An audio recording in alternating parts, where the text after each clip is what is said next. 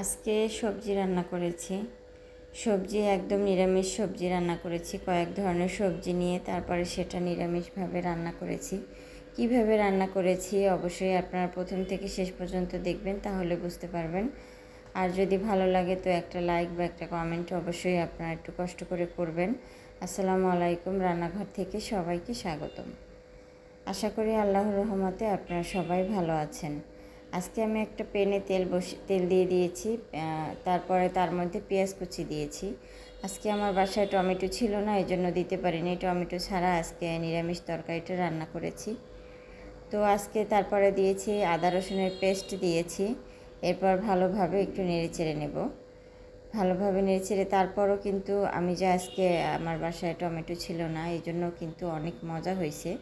এখানে অনেক ধরনের সবজি আমি মিলিয়ে এখানে রান্না বসিয়েছি। শালগম দিয়েছি, মূলা দিয়েছি, সিম দিয়েছি, আলু দিয়েছি, সব ধরনের সবজি দিয়েছি এখানে। তো আমি আদা রসুনের পেস্ট আর তেল, পেঁয়াজ এটার সাথে আমি সব মশলা যখন একটু ভালোভাবে কষিয়েছি, ওর মধ্যে আমি সব সবজিগুলো দিয়ে দিয়েছি। সবজিগুলো প্রায় 2 থেকে 3 মিনিট আমি কষাবো। কষানোর পরে আমি হলুদ মরিচ এখানে অ্যাড করে দেব। প্রায় হয়ে গেছে, আপনার একটু সফট হয়েছে। এখন আমি হলুদ এবং মরিচ পরিমাণ মতো এখানে দিয়ে দিলাম। পরিমাণ মতো দিয়ে আমি ভালোভাবে নেড়ে চেড়ে দিব।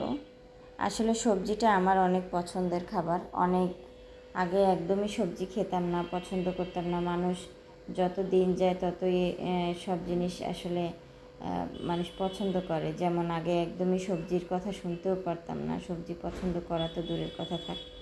তো এখন দেখেন একটু সবজির জন্য কেমন করে একটু সবজি রান্না করে খাবো, সেইভাবে আর কি রান্না করতেছি।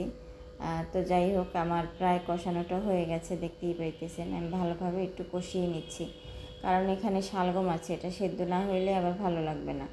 তো কষানো প্রায় হয়ে গেছে, তো পরিমাণ মতো এখানে আমি পানিটা অ্যাড করে দিলাম। এখানে আমি পরিমাণ মতো পানিটা অ্যাড করে দিয়েছি।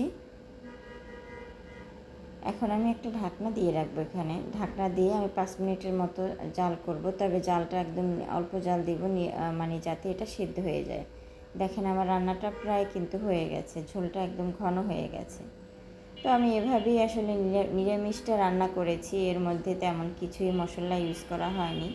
আমি একদম নিরামিষ এইভাবে আজকে রান্না করে ফেলেছি। আল্লাহ হাফেজ, সবাই ভালো থাকবেন।